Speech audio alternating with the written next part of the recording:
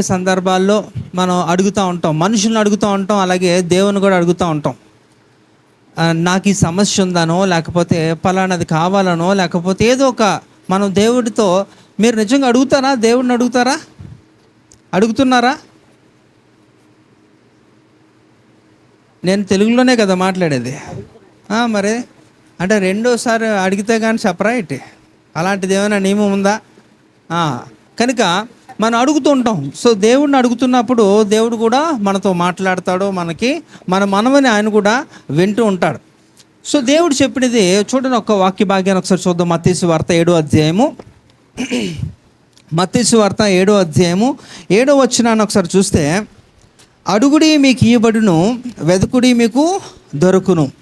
So మత్తయి గారు, మరి యొక్క అపోస్తలుడైన మత్తయి గారు మరి యొక్క వాక్యాన్ని పరిశుద్ధాత్మ ప్రేరణతో రాసినప్పుడు ఇక్కడ మనం గ్రహించవలసినది, ఇది వినడానికి చాలా బాగుంటుంది. ఎందుకంటే అయితే మీరు అడిగితే మీకు దొరుకుతుంది, వెతికితే దొరుకుతుంది అన్న రీతిలో అంటున్నప్పుడు, అయితే నేను కూడా అడిగితే బాగుంటుంది కదా. అయితే అడుగుతున్నారు, బాగానే ఉంది. దేవుని వాక్యమే చెబుతుంది ఇక్కడ, అడుగుడి మీకు ఇవ్వబడును, వెతుకుడి మీకు దొరకును అన్నది. అయితే ఇక్కడ మనము తెలుసుకోవాల్సింది ఏంటంటే, దేవుని వాక్యం చాలా స్పష్టంగా చెబుతున్నప్పటికీ కూడా మనము వేటిని అడగాలో కూడా మనము తెలుసుకోవాలి. అదేంటండి మళ్ళీ ట్విస్ట్, ఇన్ని మీరే అడగమంటున్నారు కదా, మళ్ళా ఇవేం అడగాలో కూడా మీరే చెబితే ఇంకెందుకండి అన్నట్లు మీరు ఆలోచించవచ్చు.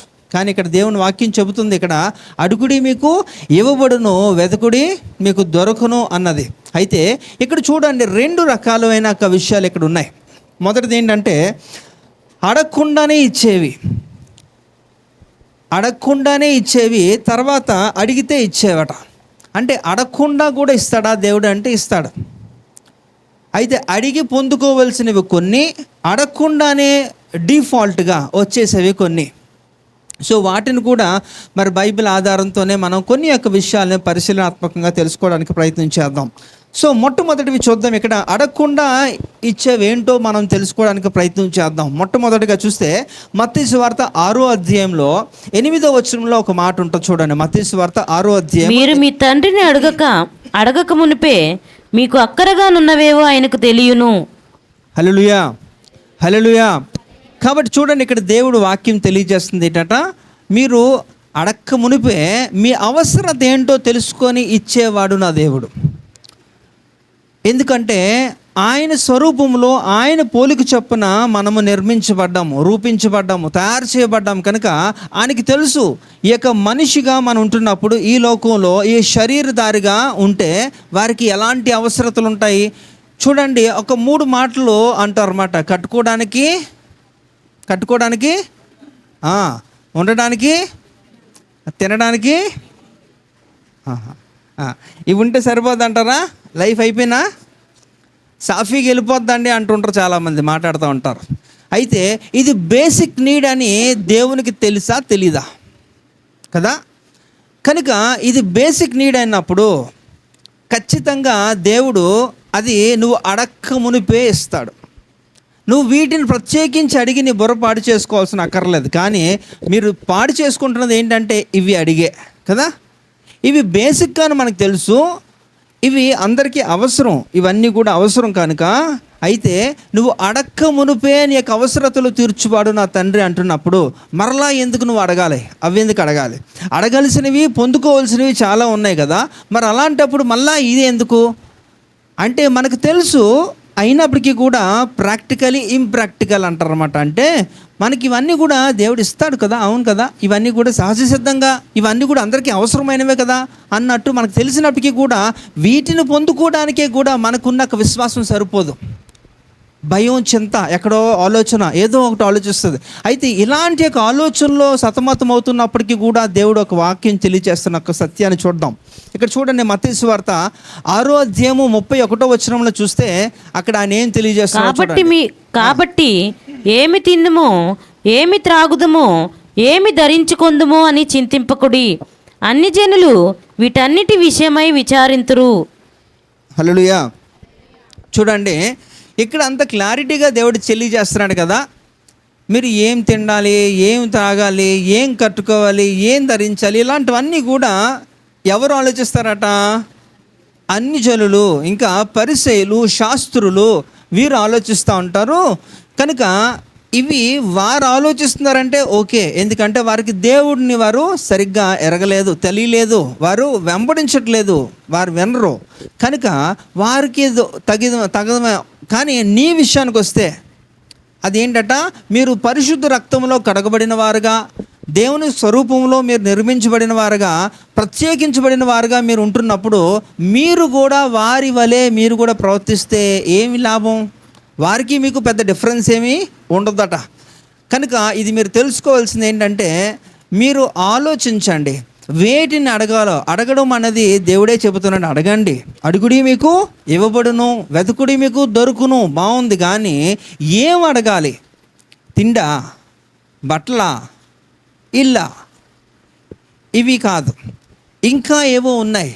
అది అడిగి మనం పొందుకోవాలని దేవుడు తెలియజేస్తున్నాడు. కనుక ఈ యొక్క ఉపవాస ప్రార్థనలో ప్రత్యేకించి మీరు ఇప్పటి వరకు కూడా మీరు ఏం అడుగుతున్నారో నాకు తెలిసి ఖచ్చితంగా ఇది రొటీన్ అన్నమాట.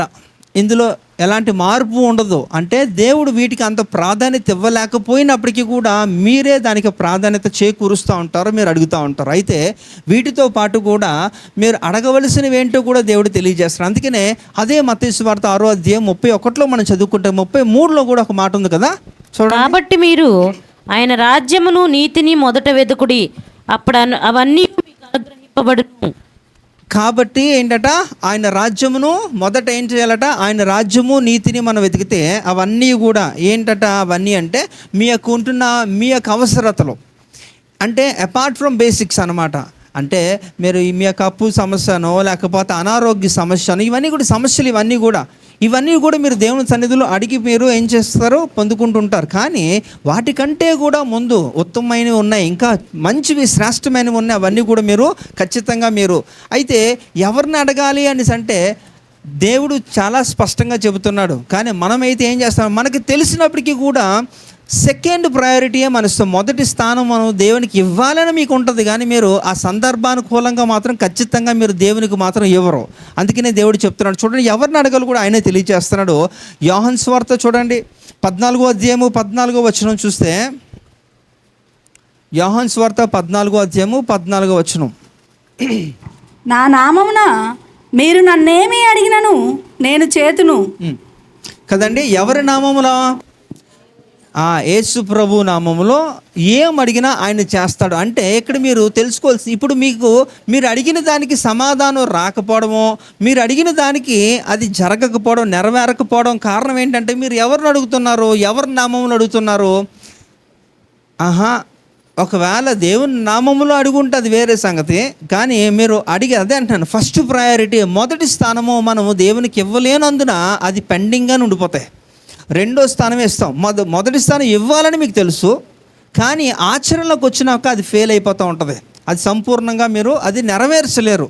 ఒత్తిడి, పరిస్థితి, అవిశ్వాసం, వివిధమైన కారణాలు ఉంటాయి. అందువలన ఏం చేస్తారంటే, మొదట నీకు కనబడుతున్నవాడు, లేకపోతే నీకు తరచుగా సహాయం నువ్వు పొందుకుంటున్నప్పుడు ఆ వ్యక్తి దగ్గర నుంచి ఖచ్చితంగా ఆ వ్యక్తి నాకు సహాయం చేస్తాడు అంటున్నప్పుడు ఖచ్చితంగా ఆ వ్యక్తి దగ్గరికి వెళ్తారు.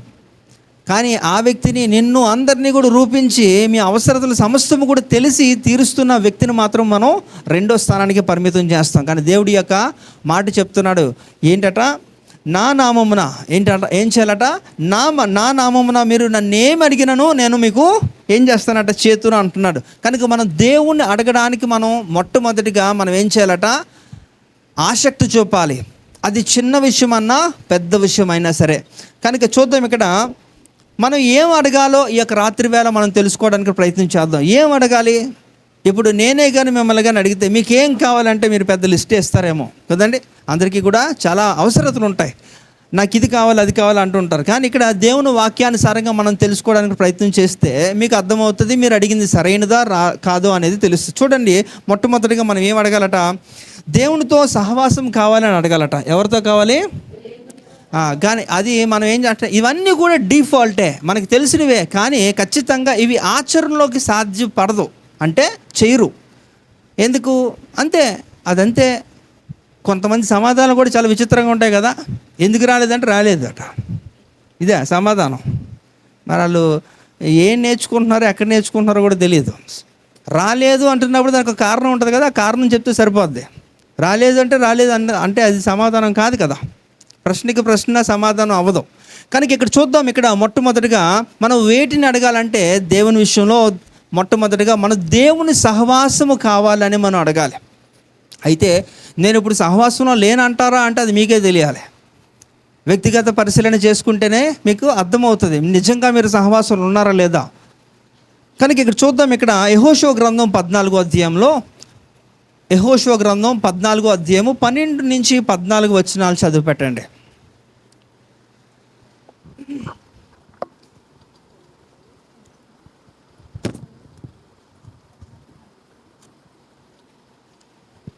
చదవండి. కాబట్టి ఆ దినమున యెహోవా సెలవిచ్చిన ఈ కొండ ప్రదేశము నాకు దయచేయుము, అనాకీయులను ప్రకారములు గల గొప్ప పట్టణములను అక్కడ ఉన్న సంగతి.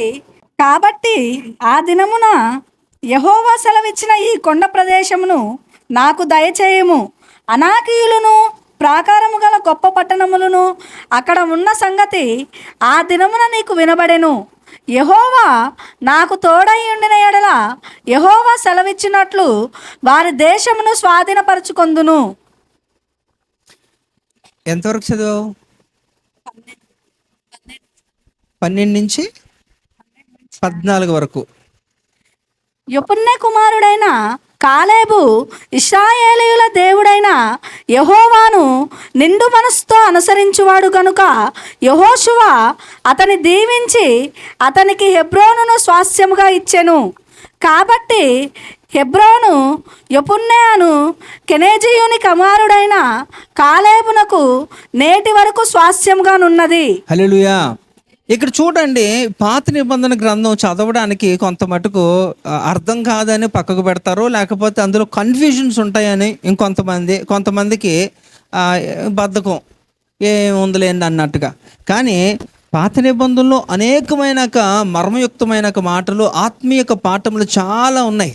పాత నిబంధన లేకపోతే కొత్త నిబంధనే లేదు కదా, అదొక నమూనా. దాన్ని బేస్ చేసుకొని ఇంకా మాడిఫైడ్ వర్షన్స్ అనమాట. కనుక ఇక్కడ మీరు అర్థం చేసుకోవాల్సిన కొన్ని మాటలు చూడండి. అక్కడ యెహోషువ చాలా చక్కగా తెలియజేస్తున్నాడు అక్కడ. కాబట్టి అక్కడ ఏంటట, ఆ దినమున ఈ కొండ ప్రదేశము నాకు దయచేయము అంటున్నాడు. అంటే ఇక్కడ మోషే కాలం నుంచి కూడా, అంటే మోషే మొదటి నాయకుడు, తర్వాత యెహోషువ, తర్వాత కాలేబు, ఈ యొక్క ముగ్గురు. అయితే ఇక మోషే కాలంలో వారు ఇశ్రాయేలు ప్రజలందరూ కూడా ఐగుప్తు నుంచి వారు ప్రయాణమై ఎక్కడికి వెళ్ళారు? దేవుడు వాగ్దానం చేసే ఒక ప్రదేశంలోకి వారు ప్రయాణం అయ్యి వచ్చారు.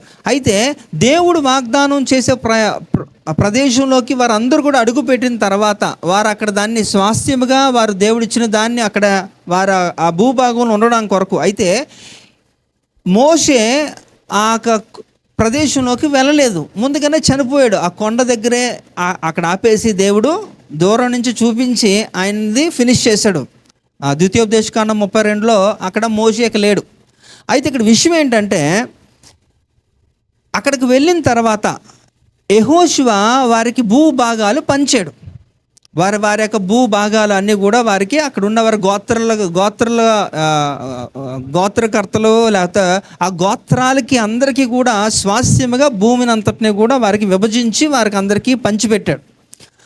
అలా పంచిపెట్టే ప్రక్రియలో కాలేబుకి కూడా కాలేబు అడుగుతున్నాడు, ఏంటట, నాకు కొండ ప్రాంతం నాకు దయచేయి అంటున్నాడు.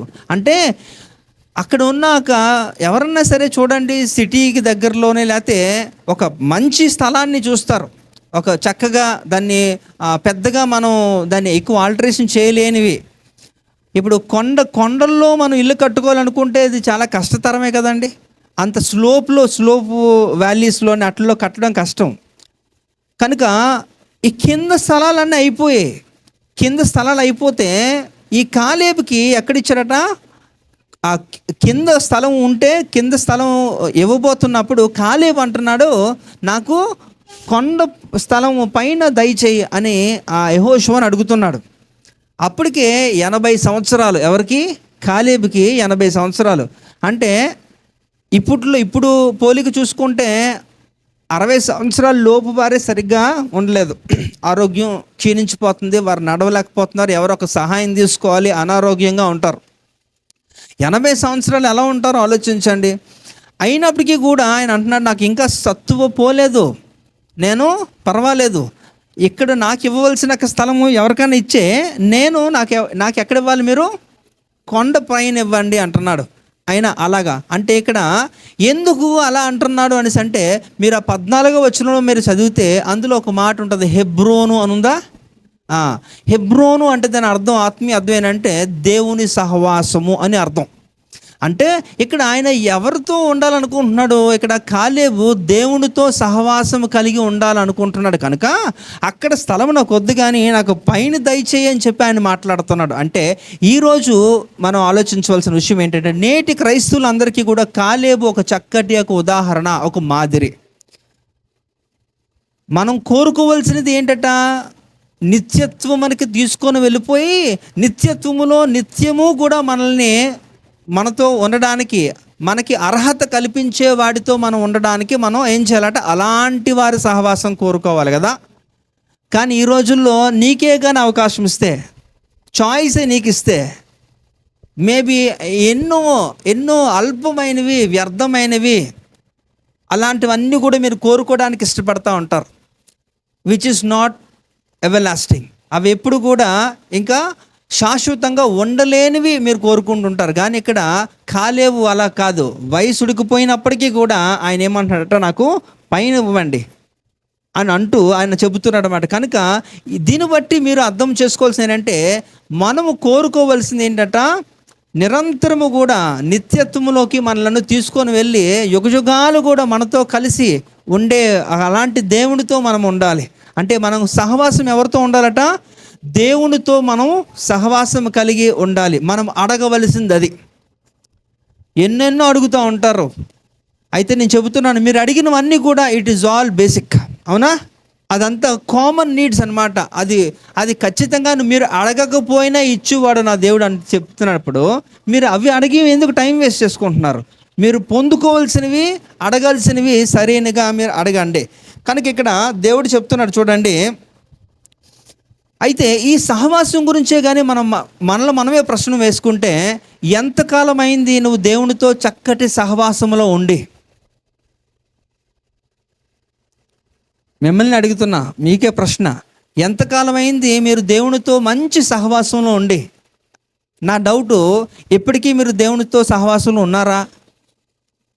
ఉంటే సంతోషమే, కానీ అది ఎంత పటిష్టంగా ఉందో అది కూడా మీరు ఆలోచించండి. కానీ ఇక్కడ ఆయన దేవునితో కలిసి ఉండాలనుకుంటున్నాడు, దేవుడు కూడా నీతో కలిసి ఉండాలనుకుంటున్నాడు. కొన్ని సందర్భాల్లో ఎలాగుంటుందంటే, గొప్ప శక్తివంతుడు ఎవరన్నా సరే ఏమనుకుంటారు, ధనవంతుడో, తెలివైన వాడో, లేకపోతే ఇంకా పలుకుబడి ఉండి ఇంకా వివిధగా అన్ని యొక్క టాలెంట్స్ ఉన్న వ్యక్తి మనకి అండగా ఉంటే బాగున్నాను, మనం ఆయనతో ఫ్రెండ్షిప్ చేస్తే బాగున్నా అనే మనుషుల యొక్క నేచర్ మనం అనుకుంటాం ఎలాగా. కానీ ఇక్కడ ఈ యొక్క సర్వ సృష్టిని సృష్టించిన ఆ దేవుడే నీతో ఉండాలనుకోవడం విచిత్రంగా లేదా? అవునా కదా? కానీ మనమైతే అలాగ అనుకోం. మనకేంటంటే మనకి కళ్ళకి కనబడుతున్నవి అప్పుడు తాత్కాలికంగా మనకి సంతోషాన్ని ఇచ్చేవి, వాటినే మనం ఎక్కువగా లిస్టులు వేసుకుంటాం. కానీ యుగయుగాలు కూడా మనల్ని జీవింపజేసే వాడిని మనం ఎప్పుడు కూడా ఖాతరు చేయం. కనుక మొట్టమొదటిగా మనం అడగవలసింది ఏంటంట, దేవుని సహవాసం మనం అడగాలి. ఇప్పటి వరకు కూడా మీరు అడగకపోతే, లేకపోతే మీ సహవాసం కొనసాగించకపోతే మీరు ఈ పద్ధతిలోకి మీరు రండి, అది మీకు మంచిది. చూడండి, దేవుని సహవాసాన్ని కోల్పోయిన ఒక వ్యక్తి ఆదికాండంలో మనకి కనబడతాడు. మొట్టమొదటి మానవుడు ఆదాము కదా. 100 సంవత్సరాల దేవునితో చక్కటి సహవాసంలో ఉన్న వ్యక్తి ప్రతి చల్లపూట కూడా యేసు ప్రభు స్వయంగా ఏదైనా వనంలోకి వచ్చి ఆయనతో మాట్లాడి కొంత సమయాన్ని గడిపి వెళ్ళే వ్యక్తి. అలాంటిది ఈయన పాపము చేసినప్పుడు ఏమైపోయాడట, పాపానికి అమ్మి వేయబడ్డాడు. బానిసలాగా అయిపోయాడు. కాబట్టి ఏమైందంటే సహవాసాన్ని కోల్పోయాడు. అందుకని ఈ యొక్క దీని గురించి అపోస్తుల పౌలు గారు మనకు తెలియజేస్తారు రోమపత్రికలో 3:23లో, ఏ భేదము లేదు, అందరూ పాపము చేసి దేవుడు అనుగ్రహించిన మహిమను పొందలేకపోతున్నారట. అంటే దేవునితో ఒక చక్కటి సహవాసంలో కలిగి ఉన్న ఒక వ్యక్తి ఆ సహవాసాన్ని కోల్పోయాడు. కనుక దేవుడు ఏం చేశాడు, ఆదాముని ఇంక నువ్వు ఇక్కడ ఉండడానికి నువ్వు వీలు లేదని చెప్పి ఆయన బయటకు తోసేశాడు. ఏదైనా వనంలో ఎంతో మంచి వాతావరణం, అలాంటి వాతావరణం నుంచి ఆయనకి బయటకు తోసేశాడు. చూడండి ఆదికాండం 3:24 చూస్తే, అప్పుడు ఆయన ఆదామును వెళ్ళగొట్టి ఏదేను తోటకు తూర్పు దిక్కున కెరూబులను జీవవృక్షమునకు ప్రోవు మార్గమును కాచుటకు ఇటు అటు తిరుగుచున్న ఖడ్గజ్వాలను నిలబెట్టెను. హల్లెలూయా. కాబట్టి చూడండి, ఇక్కడ చక్కటి మంచి సహవాసంలో ఉన్నాడు. అలాంటి వ్యక్తి ఎప్పుడైతే దేవునికి వ్యతిరేకముగా పాపము చేశాడో దేవుడు వెంటనే ఆ స్థలములో ఉండడానికి అర్హత లేదని చెప్పి డిక్లేర్ చేసి ఆయన బయటకు పంపించాడు. అలాగే ఇంకొక వ్యక్తి కూడా చూడండి, 2 తిమోతి పత్రిక 4:10 చూస్తే అపోస్తల పౌలు గారితో చాలా చక్కగా కొంతకాలము పరిచర్య చేసి జతపనివాడిగా పిలువబడిన దేమా విషయానికి వస్తే, తేమా ఇహలోకమును స్నేహించి నన్ను విడిచి తెసలోనికకు వెళ్ళెను. క్రెస్కే గలతీయునకు, తీతు దల్మతీయునకు వెళ్ళెను. చూడండి, ఈ దేమ చాలా చక్కగా ముందు బాగున్నాడు, చక్కగా దేవునితో సహవాసంలో ఉన్నాడు. అపోస్తల పౌలు గారితో సహవాసం ఉండి దేవుని పరిచర్య చాలా చక్కగా సహకరించాడు. కానీ తర్వాత ఏమైపోయిందట, ఆ ఫోకస్ అంతా కూడా ఎక్కడికి వెళ్ళిపోయింది, దేవుని మీద నుంచి లోకం మీదకి వెళ్ళిపోయింది. లోకంలో ఉన్న ఆశల మీదకి వెళ్ళిపోయింది. స్నేహాలు కావాలనుకున్నాడు. ఇంకా తనకు కోరికలకి ఒక హద్దు లేకుండా పోయింది. చివరికి ఏమైపోయాడంటే భ్రష్టుడు అయిపోయాడు, లోకముతో సహవాసం. అందుకనే యాకోబు అంటాడు, ఏమంటాడు ఆయన, ఈ లోక స్నేహము దేవునితో వైరము, మీకు తెలీదా అని ఆయన తెలియజేస్తున్నాడు. కనుక మనకి కూడా మొట్టమొదటిగా మంచి ఒక అంబిషన్, గోల్స్ ఉంటాయి, మంచి ఒక ఆలోచన విధానాలు ఉంటాయి. కానీ తర్వాత క్రమేపీ ఏమైపోద్ది అంటే నెమ్మదిగా అవన్నీ కూడా అలాగా లోకానికే పరిమితం చేసుకుంటాయి. ఎవరైతే వాళ్ళు ఏమనుకుంటా నాకెందుకు, వీళ్ళు ఏమనుకుంటా నాకెందుకు, నేను బాగున్నానా లేదా, నేను కంఫర్ట్గా ఉన్నానా లేదా, అంతేగాని దేవుడు, గుర్తుపెట్టుకోండి, మన దేవునికి ఎన్నో పేర్లు ఉన్నాయి. అందులో ఒక పేరు కూడా మీరు ఎప్పుడు కూడా జ్ఞాపకం చేసుకోవాలి. ఆ దేవుని పేరు ఏంటట, ఆశ్చర్యకరుడుగా చూచుచున్న దేవుడు. అందుకే నేను ఎన్నో పేర్లు ఉన్నాయి, కానీ సందర్భానుకూలంగా మీరు అర్థం చేసుకోవాలి కదా. అంటే మీకు నచ్చినట్టు చేస్తే ఆశ్చర్యపడతారా? అలా కాదు, మీరు చేసిన దరిద్రం అంతా కూడా చూస్తున్నాడని. కనుక ఇక్కడ ఆలోచన చేయండి, మీరు దేవుడు తెలియజేస్తున్నది అంతా కూడా మనం అడగాల్సింది ఏంటట, ఆయన సహవాసము అనేది తెలుసుకోండి. ఇది చాలా ఏముందండి అంటే ఏమీ లేదు అందులో, కానీ మీరు సహవాసంలో ఉన్నారో లేదో మీరే చెక్ చేసుకోండి. కనుక మొట్టమొదటిగా మనము దేవుని సహవాసాన్ని సంపూర్ణంగా మనము అడగాలి. వేరే అడుగుతూ ఉన్నారు కదా, అవి పక్కకు పెట్టి ఇది అడగండి ఈ రోజు నుంచి. రెండో చూద్దాం, ఇంకేం అడగాలంట, మనము దేవుని పరిశుద్ధాత్మ నడిపింపు కావాలని అడగాలి. You should be fill with holy spirit. మీరు దేవుని చేత నింపబడి నడిపించే రీతిలో మీరు దేవుని సహాయం కోరుకోవాలి. చూద్దాం ఇక్కడ కూడా లూకా సువార్త 11:13.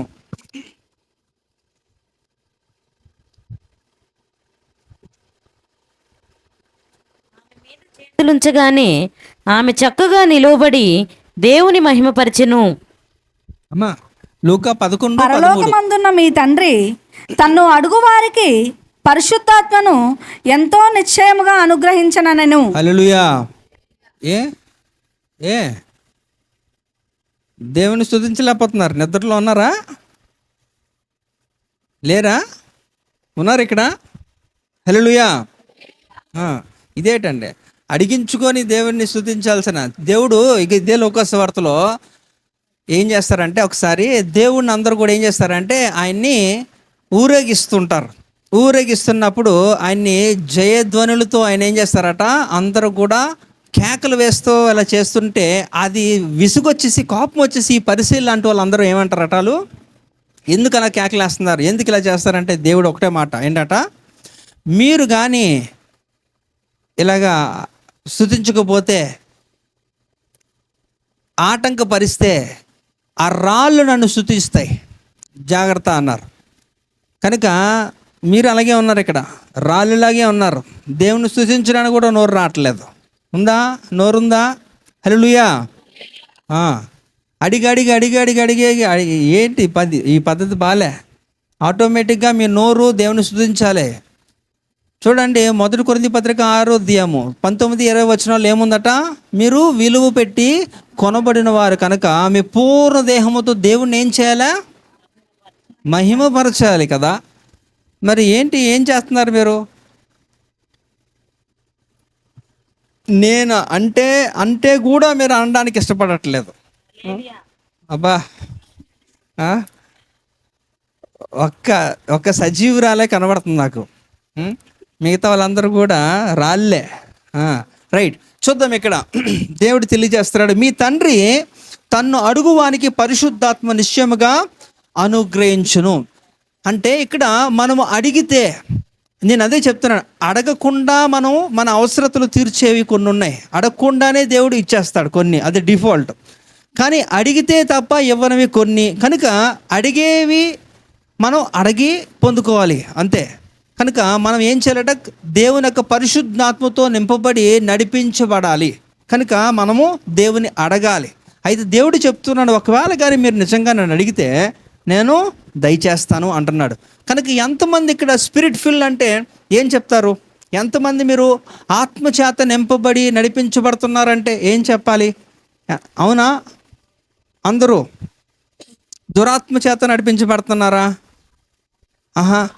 ఆడెవడో తెలియదు అన్నట్టు చీ తూ అంటున్నారు అక్కడ. మీరు అలాగానంటే బయట ఉంటాడు ఆడు. వెళ్ళేటప్పుడు ఏంటి ఇందాక ఎలా మాట్లాడుతున్నావు అంటాడు, మీతోనే డిస్కషన్ చేస్తాడు. కనుక చూడండి, ఇక్కడ దేవుడు మనం అడిగి పొందుకోవాలి. ఇవన్నీ కూడా అడిగితే దేవుడు ఇస్తాడు కదా. అడుగుడి మీకు ఇవ్వబడును, వెతుకుడి మీకు దొరుకును. కనుక క్రీస్తుని అంగీకరించి మనము ఆయన ఆత్మలో మనం ఏం చేయాలట? నడిపింపులో మనము ముందుకి వెళ్ళాలి అనేది దేవుని ఇక్కడ కోరిక. అయితే ఇక్కడ ఎంతమంది నిజంగా ఆత్మ పొందుకున్నారంటే దానికి సంపూర్ణమైన ఆన్సర్ రాకపోవచ్చు. ఎందుకంటే ఒకప్పుడు అంతే. ఇప్పుడు ఏంటి అంటే ఏమో, ఒకప్పుడు నిజంగా నేను ఆత్మచేత రేపబడిన వాడిని అండి, ఆత్మచేత నడిపించబడిన వాడిను. కానీ మరి ఈ రోజుల్లో నేను దిగజారిపోయాను. నాకున్న పరిస్థితులు ఎప్పుడూ పరిస్థితులే.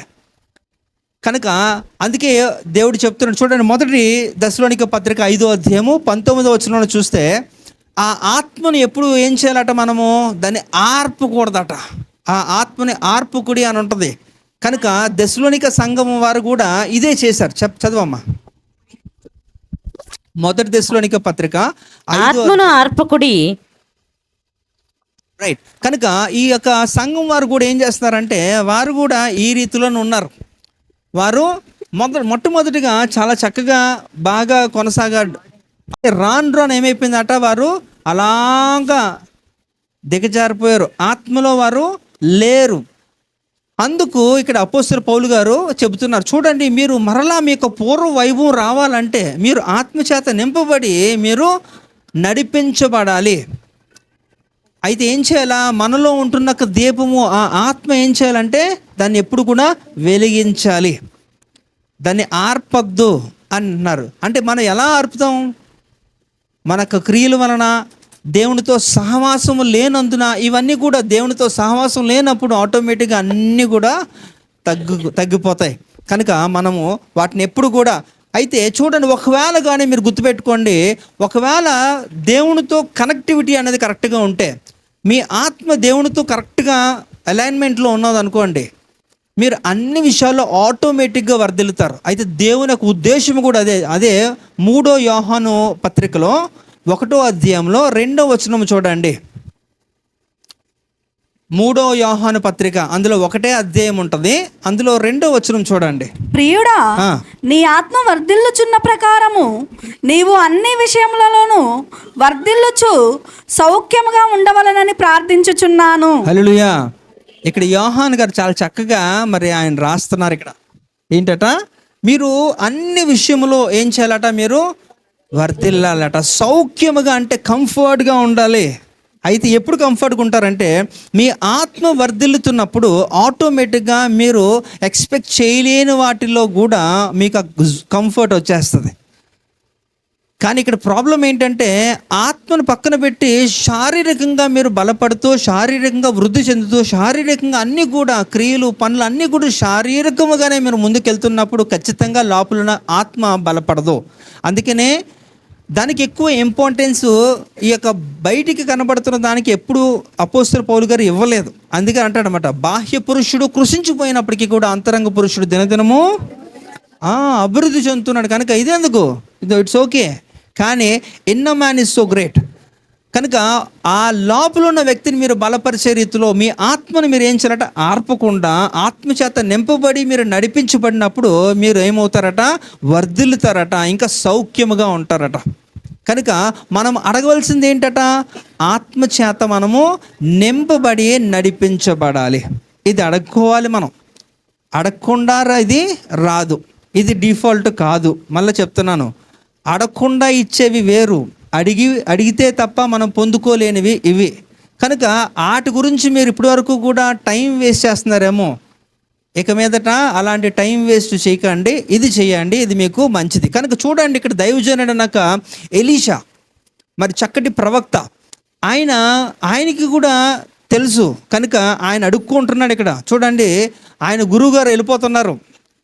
అగ్ని రథముల చేత ఆయన ఏం చేశారట, కొనుపోబడ్డాడు ఆకాశంలోకి. అప్పుడు ఈయన అడిగేది ఏంటట, ఆ సమయంలో ఏమడుగుతున్నాడు చూడండి. ఇక్కడ 2 రాజుల గ్రంథం 2వ అధ్యాయము 9వ వచనం. వారు దాటిపోయిన తరువాత ఏలియా ఎలీషాను చూచి, నేను నీ యొద్ద నుండి తీయబడక మునుపు నీ కొరకు నేనేమి చేయకూడదువో దానిని అడుగుమని చెప్పగా, ఎలీషా, నీకు కలిగిన ఆత్మలో 2 పాళ్ళు నా మీదకి వచ్చినట్లు దయచేయమనెను. ఎలీషా ఏమడుగుతున్నాడండి,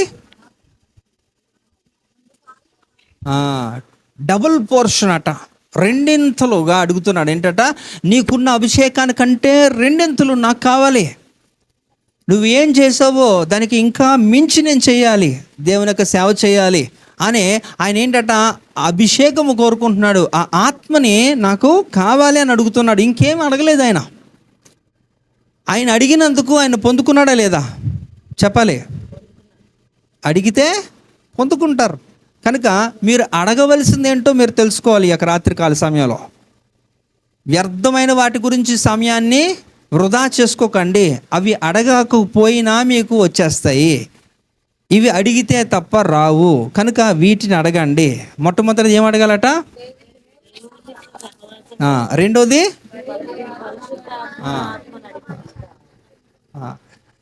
ఇంకా కొంతమందిని అడిగారు అనుకోండి, వారికి పై కాయిన్స్ అడుగుతారేమో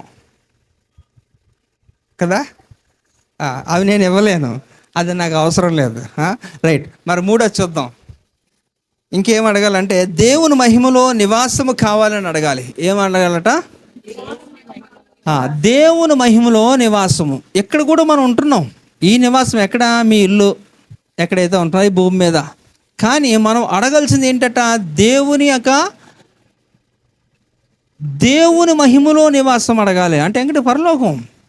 సో ఆల్రెడీ ఇక్కడ దేవుడు ముందే చెప్పారు, ఇది నీ ఇల్లు కాదు అంటున్నాడు కదా. ఫిలిప్పీ రాసిన పత్రిక 3వ అధ్యాయం 20వ వచనంలో ఏంటట, we are the citizens of heaven. కనుక మనకి మన పౌరస్థితి ఆయన అక్కడ ఖరారు చేశాడు. అయితే ఎంతమంది దాన్ని వినియోగించుకుంటారు అనేది ఆఖరిలో తేలుతుంది. కనుక మనం అడగాల్సింది ఇది. చూడండి, మార్క్స్ వార్త 10వ అధ్యాయము 35 నుంచి 37 వచనాలు.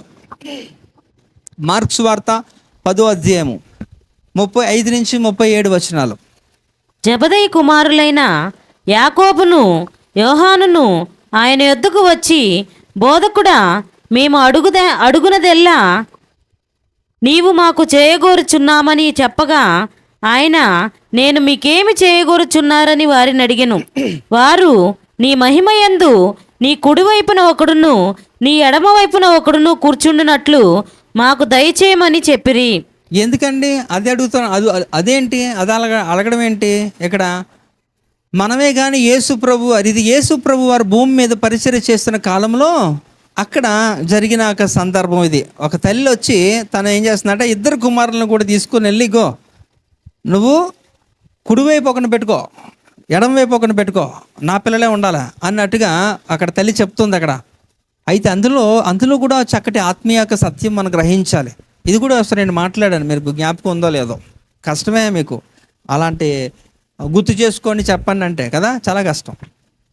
కనుక ఇక్కడ ఒకవేళ యేసు ప్రభు వారు గురించి మనకు తెలిసినప్పుడు ఆయన చాలా గొప్ప వ్యక్తి, మహిమలు గలగా అనేకమైన ఆశ్చర్య కార్యములు ప్రభావవంతంగా ఆయన చేస్తున్నాడు, చనిపోయిన వారిని కూడా బ్రతికిస్తున్నాడు అని ఇలాంటి యొక్క సత్యాలు తెలిసి చూసినప్పుడు యేసు ప్రభు వారు మనకి తారసపడితే మనము అడిగేది ఏంటి? మీరైతే ఏం అడుగుతారు?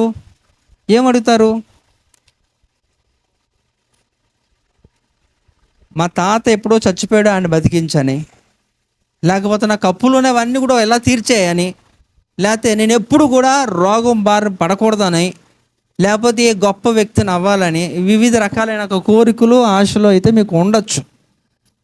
అది అడుగుతారేమో, అడిగే అవకాశం కూడా లేకపోలేదు. కానీ ఇక్కడైతే తను అవేమీ అడగలే, నీతో ఉంటే చాలు. ఎందుకు అంటే యేసుప్రభు వారు అక్కడ ఆయన చేసిన ప్రసంగాల్లో అనేక సందర్భాలు ఆయన చెబుతున్న ఒక మాట, యోహాను సువార్త 14:6 ఏంటట, నేనే మార్గమును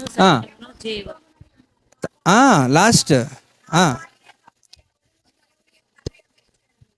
ఎవరు కూడా తండ్రి యొద్దకు చేరలేరు. అది అక్కడికి వెళ్ళాలంటే అది నా ద్వారానే, అంటే నేనే తీసుకొని వెళ్ళాలి, మిమ్మల్ని అందరినీ కూడా నేనే తీసుకొని వెళ్ళాలి. కాబట్టి నేనే మార్గము సత్యము జీవం, నన్ను అనుసరిస్తే మీరు కూడా అక్కడికి వస్తారు. అంటే అక్కడ మరి తను ఎంత చదువుకుందో మనకు తెలియదు, కానీ తనకున్న జ్ఞానంతో ఏం చేసినట్ట అవేమీ అడగలేదు. కానీ తన కుమారులు ఇద్దరు కూడా మహిమలో ఉండాలి అని మాత్రం తను డిసైడ్ అయిపోయింది.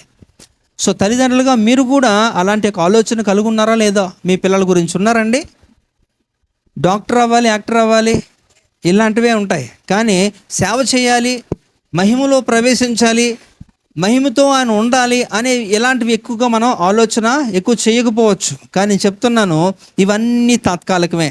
ఇవి తప్పు అని కూడా చెప్పట్లేదు, మంచివే, అవసరమైనవి. అయితే అవసరమైనవి దేవుడును వాడక మునిపే ఇస్తాడు, గుర్తుపెట్టుకోండి. ఇవన్నీ డిఫాల్ట్, ఇవన్నీ మనం ఏర్పాటు చేసుకునేవి. కానీ దేవుని ఉద్దేశం ఒకటే, మనం ఎప్పుడు కూడా యుగయుగాలు కూడా ఆయనతో పాటు కలిసి ప్రభుత్వం చేయాలనేది ఆయనకు ఉద్దేశము. కనుక దాని కొరకు మనం సిద్ధపడాలి. ఇక్కడ ఉన్నప్పుడే మనం ఏం చేసుకోవాలంటే సిద్ధపరచుకోవాలి. కనుక ఇక్కడ తన కుమారుల గురించి ఏం చేస్తుందంటే యేసు ప్రభుకే ఆ మాట తెలియజేస్తుంది అక్కడ. సో మనము కూడా తెలుసుకోవాల్సింది ఏంటంట, దేవుని మహిమ నివాసములో మనము ఉండాలి అని మనం అడగాలి. అంటే సింపుల్గా మీకు అర్థం అవడానికి చెప్తాను, మీకు పరలోకం వెళ్ళాలని ఉందా లేదా? ఉంది, కానీ మీరు అడగకుండా మీరు వెళ్ళరు. అది మీకు తెలియజేస్తున్నాను. అంటే ఆయన మహిమలో మీరు నివాసంగా మీరు ఉండాలి అనేసి అంటే ఏం చేయాలట, అడగాలి. దేవా నన్ను నీ రాజ్యముకు సిద్ధపరచు అని మీరు అడుక్కోవాలి. అంతేగాని నన్ను చాలా ఇవన్నీ చూడంటే ఇవన్నీ కూడా ఏముందని అడగడానికి, నేను ఇక్కడ చచ్చిపోతే అక్కడ కళ్ళు తెరిసేస్తారట కొంతమంది మాటలో. ఏంటట, ఇక్కడ కానీ కళ్ళు మూస్తే అక్కడ కళ్ళు తెరుస్తారట. ఎక్కడది? నరకమేమో అనుకుంటాను నేను. కనుక ఇవన్నీ కూడా పనికిరానివి, ఇవన్నీ కూడా వేస్ట్. అంత కాన్ఫిడెంట్ అపోస్తలుడు పౌలు గారు ఇలాంటివి పెద్ద పెద్ద భక్తులే వారే ఎంతో భయభక్తులతో అలా ఆలోచిస్తూ మాట్లాడుతూ ఉంటారు. కానీ కొంతమందికి ఏమీ కూడా ఆలోచన ఉండదు, టక్కుమని చెప్పేస్తారు. అది మీ ఆశ అవ్వచ్చేమో, కాదనట్లే, అందరి ఆశ కూడా అదే. ఇన్ఫ్యాక్ట్ దేవుని ఆశ కూడా అదే. కానీ మీరు వెళ్తారా లేదా? దాని కొరకు ఏం కష్టపడుతున్నారు? ఏం వదులుకోగలుగుతున్నారు దేవుని కొరకు? ఏమీ చేయట్లేదు. మీరే ఆలోచించుకోవాలి. కనుక మనం అడగవలసింది ఏంటట, దేవుని యొక్క మహిమ నివాసములో మనం ఉండాలి అని మీరు అడగాలి. అందుకే 1 పేతురు 5వ అధ్యాయంలో 4వ వచనంలో ఆయన ఒక మాట తెలియజేస్తాడు.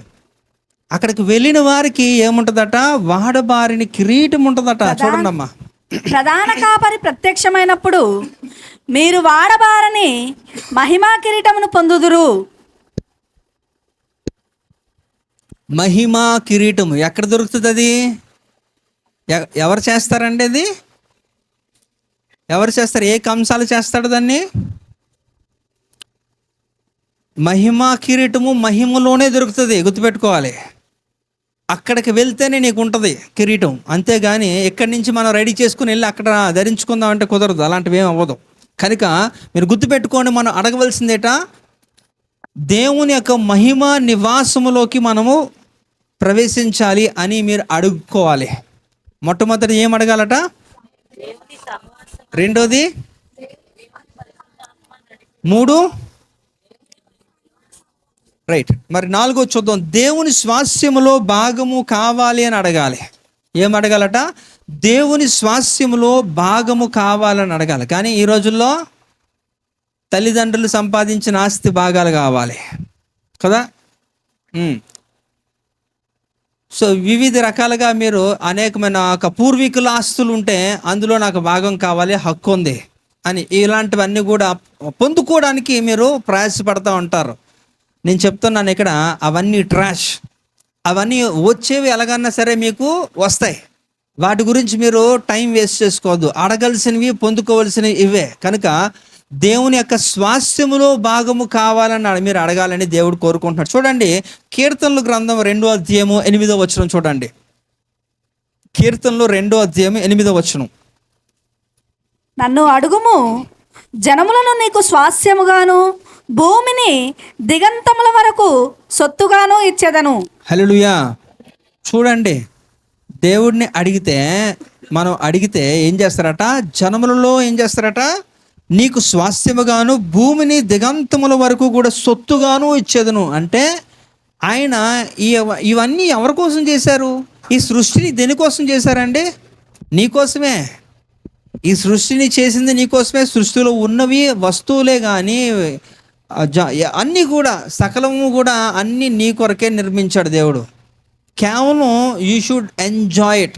వాటిని బట్టి నువ్వేం చేయాలట? సంతోషంగా ఆ ఇచ్చిన దేవుణ్ణి ఎప్పటికీ మర్చిపోకుండా కృతజ్ఞతలు కలిగి మీరు ఏం చేయాలట? ఆయన స్తుతిస్తూ మీరు వాటిని అనుభవించాలనేదే. మీరు ఆదికాండం 1వ అధ్యాయంలో మీరు చదువుకోండి. అవన్నీ కూడా 1వ అధ్యాయము 28లో చదవండి ఒకసారి. 28 నుంచి చదవండి ఒకసారి. 1వ అధ్యాయము. దేవుడు వారిని ఆశీర్వదించెను. ఎట్లనగా, మీరు ఫలించి అభివృద్ధి పొంది విస్తరించి భూమిని నిండించి దానిని లోపరుచుకొనుడి. కంటిన్యూ. సముద్రపు చేపలను ఆకాశ పక్షులను భూమి మీద పాకు ప్రతి జీవిని ఏలుడని దేవుడు వారితో చెప్పెను. దేవుడు, ఇదిగో భూమి మీదనున్న విత్తనములిచ్చు ప్రతి చెట్టును, విత్తనములిచ్చు వృక్షఫలము గల ప్రతి వృక్షమును మీకిచ్చుచున్నాను. చాలమ్మా. చూడండి, అంటే అందులో ఉన్నవన్నీ జంతువుల మీద కానీ పక్షుల మీద కానీ ఇంకా చెట్లు అన్నిటి మీద కూడా మనకి అధికారాన్ని ఇచ్చాడు. అట్లా ఏలమంటున్నాడు, అట్లా లోబరుచుకోమంటున్నాడు. అవన్నీ కూడా ఎందుకు? అవన్నీ కూడా నీ కోసము దేవుడు నిర్మించినవి. సరైన రీతిలో వాటిని వినియోగించుకో. అంతేగాని వాటిని బట్టి నువ్వు దేవుణ్ణి ఎప్పుడు కూడా తృణీకరించకూడదు. ఆ ఇచ్చిన దేవుణ్ణి నువ్వు ఎప్పుడు కూడా పక్కకు పెట్టడానికి లేదు. అవన్నీ కూడా నిన్ను ఆనందింప చేయడానికి నా దేవుడు నీకు ఇచ్చాడు అవన్నీ కూడా. అంతేగాని అవి తీసుకొని దేవుని మర్చిపోయే రీతిలో మీ ప్రవర్తన ఉండకూడదు.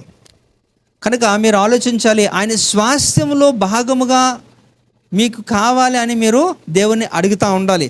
కనుక చూడండి, యేసు ప్రభు వారు మరలా రెండోసారి ఈ భూమి మీదకి రాబోతున్నారు. 1000 ఏళ్ళు పరిపాలన ఈ భూమి మీద చేయబోతున్నారు. అయితే మీరు అడగాల్సింది ఏంటంటే, దేవా, మీరు మరలా ఈ యొక్క రెండో రాకడలో ఈ భూమి మీదకి మీరు రాబోతున్నారు. ఈ 1000 ఏళ్ళ పరిపాలనలో నేను కూడా మీతో కలిసి ఏం చేయాలి? ప్రభుత్వం చేసే రీతిలో నన్ను కూడా మీరు ఉండండి. అంటే మీరు చేసే దాంట్లో నాకు కూడా భాగం ఇవ్వండి, స్వాస్థ్యం ఇవ్వండి, అధికారం ఇవ్వండి అని మీరు దేవుణ్ణి అడుక్కోవాలి. ఇవేవి కూడా అడగకుండా దేవుడు ఇవ్వడండి. కనుక ఏం చేయాలట? ఇవి ప్రత్యేకముగా దేవుడు చెబుతున్నవి దేవుని స్వాస్థ్యములో భాగము. ఇవన్నీ కూడా దేవుడు మన కొరకే చేశాడు. కనుక అయితే మన కొరకు చేసినప్పటికీ కూడా మీరు పొందుకోలేని స్థితిలో ఉన్నారంటే మీరు అడిగే పరిస్థితి మీకు రాదు, మీకు తెలియట్లే. అందుకే దేవుడు తెలియజేస్తున్నాడు. చూడండి, మత్తయి సువార్తలో కూడా 5వ అధ్యాయము 5వ వచనంలో కూడా ఒక మాట తెలియజేస్తాడు. చూడండి, ఆ పొందుకోవడానికి సాత్వికులు ధన్యులు, వారు భూలోకమును స్వతంత్రించుకొందురు. కనుక సాత్వికులు ధన్యులు, వారు భూలోకాన్ని స్వతంత్రించుకుంటారు. అంటే ఈ యొక్క స్వతంత్రించుకొని స్వాస్థ్యము పొందుకోవడానికి కూడా ఒక ఫార్ములా కూడా పెట్టాడు దేవుడు. ఏంటట? సాత్వికత. అది ఇంపార్టెంట్. సాత్వికం అంటే ఏంటండి? లోబడ్డం, తగ్గింపు కాదు. లోబడ్డం తగ్గింపుకి నెక్స్ట్ లెవెల్, నెక్స్ట్ స్టేజ్ అన్నమాట. తగ్గింపు అంటే మీకు తెలుసు కదా. ఆ తగ్గింపుకు తర్వాత ఇంకా నెక్స్ట్ లెవెల్కి వెళ్తే అది సాత్వికం అంటారు అన్నమాట. That is called the meekness. Humbleness అంటే ఏంటంటే తగ్గింపు. మీక్నెస్ అంటే ఇది సాత్వికం. కనుక అంతగా మిమ్మల్ని మీరు తగ్గించుకొని మీరు ఉండినప్పుడు అలాంటి వారికి ఏం చేస్తారంటే దేవుడు ఏవైతే చేస్తాడో వాటిని నీకు స్వాస్థ్యముగా ఇచ్చేస్తాడు. That is called inheritance. అవన్నీ కూడా అది ఎవడు కూడా ఇవ్వలేడు, అది ఎవరు పొందుకోలేరు. అయితే పొందుకోవడానికి కూడా ఒక చిన్న ఫార్ములా పెట్టాడు. ఈ యొక్క సూత్రాన్ని కానీ మీరు కానీ మీ జీవితంలో అప్లై చేసుకోగలిగితే మీకేమవుద్దట, ఆయన స్వాస్థ్యములో మీకు ఒక భాగము దొరుకుతుంది. కనుక ఇలాంటివి అడగండి, ఇలాంటివి అడిగితే మీకు మంచిది. ఇంకా చూద్దాం. చివరిగా దేవునిలో పరిపూర్ణమైన జీవితం కావాలని అడగాలి. ఏం చేయాలండి? దేవునిలో పరిపూర్ణమైన జీవితం. ఎందుకు తెలుసా? అందరూ కూడా దేవుడిని ఇష్టపడతారు, దేవుడిని తెలుసుకుంటారు, ఇదంతా బాగానే ఉంది. కానీ చివరిగా వచ్చినప్పుడు రిజల్ట్ మారిపోతూ ఉంటుంది. ఇప్పుడు ఎగ్జామ్స్ అందరూ రాస్తారండి. ఎన్ని మార్కులు వస్తాయంటే సుమారుగా చెప్తారు, కానీ యాక్యురేట్గా ఆవిడ చెప్పలేడు. అవునా? ఇన్ని మార్కులు వస్తాయి అంటారు, కానీ కరెక్ట్గా అంతే అని ఆవిడ చెప్పలేరు.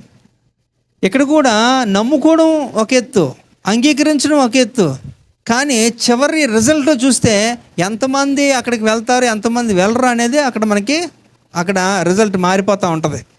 కనుక ఇక్కడ పరిపూర్ణముగా ఉండడం అనేది చాలా ముఖ్యం. ఎందుకంటే దేవుడు పరిపూర్ణుడు కదా. మన పరలోకపు తండ్రి పరిపూర్ణుడు. ఏంటంటే మత్తయి సువార్త 5:48 ఏముంది అందులో?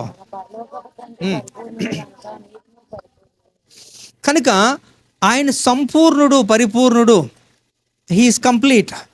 కానీ మనమైతే ఇన్కంప్లీటే, ఏదో ఒక దాంట్లో ఇన్కంప్లీట్, పూర్తిగా మనం ఉండలేం. కానీ అందుకుని ఖచ్చితంగా దేవునికి కూడా తెలుసు కాబట్టి మీరు పరిపూర్ణులుగా అయితే తప్ప, సంపూర్ణముగా క్రీస్తు స్వరూపంలోకి మార్చబడితే తప్ప మీరు నా ఎద్దకు రాలేరు. 100%. అందులో ఎలాంటి సందేహం లేదు. నేను ఎన్నోసార్లు చెప్పాను, 99.999% మీరు పర్ఫెక్ట్గా ఉన్నా 1%, 0.1% మిస్ అయినా సరే మీరు డిస్క్వాలిఫై అయిపోతారు. ఎందుకంటే ఆయన అంత యాక్యురసీగా ఉంటాడు కనుక అదే యాక్యురసీ మన మీద కూడా ఆయన ఎక్స్పెక్ట్ చేస్తారు ఇన్ రిటర్న్. అది కష్టతరమా అంటే కష్టమే, కానీ విత్ దేవుడితోనే అది సులువుగా మనం చేయొచ్చు అని ఆయన తెలియజేస్తున్నాడు. అందుకని చూడండి, ఇక్కడ యోహాను సువార్త 16వ అధ్యాయంలో 24వ వచనంలో చూడండి. ఇక్కడ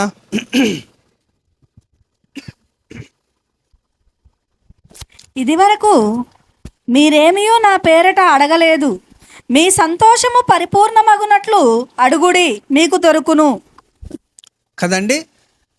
మీ సంతోషము పరిపూర్ణమగునట్లు మీ అడుగుడి, మీకు దొరుకుతుందట.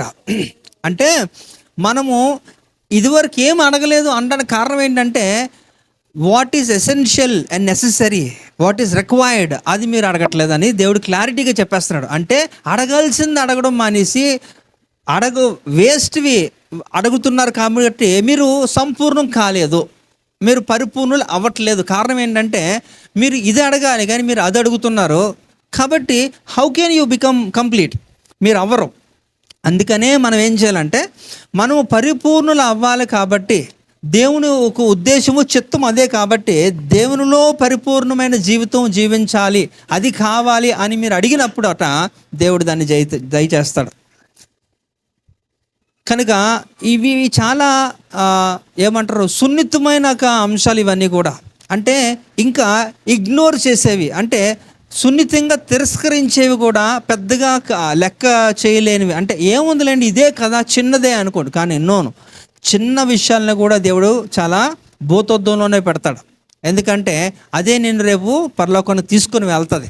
అందువల్ల దేవుడు వాటిని ఎప్పుడు కూడా ఇగ్నోర్ చేయాలని ఎప్పుడు కూడా భావించడు.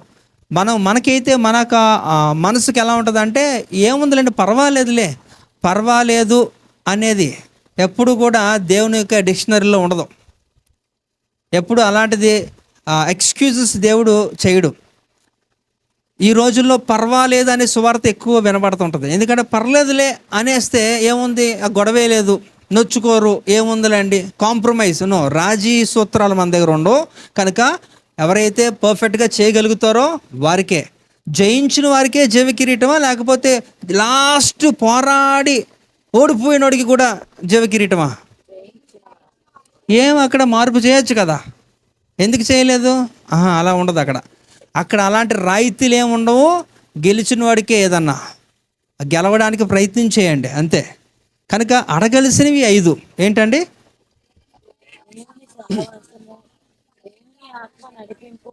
ఉమ్.